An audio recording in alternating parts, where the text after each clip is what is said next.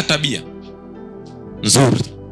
Kila baraka ya Mungu inaenda kukaa mahali ambapo pana tabia inayoiruhusu hiyo baraka kukaa.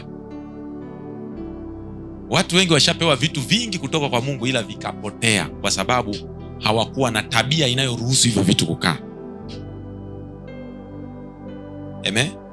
Mungu anaweza kumleta mtu kabisa kwenye maisha yako, mume kabisa, mzuri kabisa, yani ametoka kwa nani? Kwa Bwana, lakini ukawa una tabia ambayo haiwezi kumtunza yule mtu. Mungu anaamua kumuondoa yeye mwenyewe, kwamba huyu kaka watu wasiende kuteseka. Bwana Yesu asifiwe.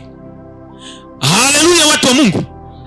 Lakini pia Mungu anaweza kaona kabisa huyu kaka hayuko vizuri, nimempelekea mke kutoka kwangu. Yule anasema mke kutoka kwa Bwana, nimempelekea, lakini naona huyu kaka haeleweki. Kinachotokea ni nini? Mungu anaamua kumpeperusha. Ndio utashangaa kaondoka kwako wala hajachelewa, kaoa kwingine mapema sana, au binti amekuacha mapema tu kwako. Yaani kuna namna Mungu huwa anaokoa watu wake, kwa sababu mtu mwingine Mungu kumtoa kwenye maisha yako wakati mwingine sio kwamba unaokolewa wewe, Mungu anamuokoa yule. Kuna kitu ameona pia ni tatizo kwako. Halo, mnanielewa jamani? Vivyo hivyo kwenye biashara. Kuna watu mnasema ni business partner, sijui umesema tushirikiane naye biashara. Mungu anaona huyu ninavyomuona moyo wake, huyu anaenda kumfilisi mwenzake.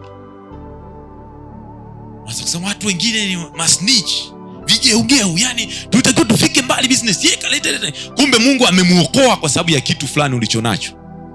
Kwa sababu unapomwomba Mungu na wenzako pia wanamuomba Mungu. Amina.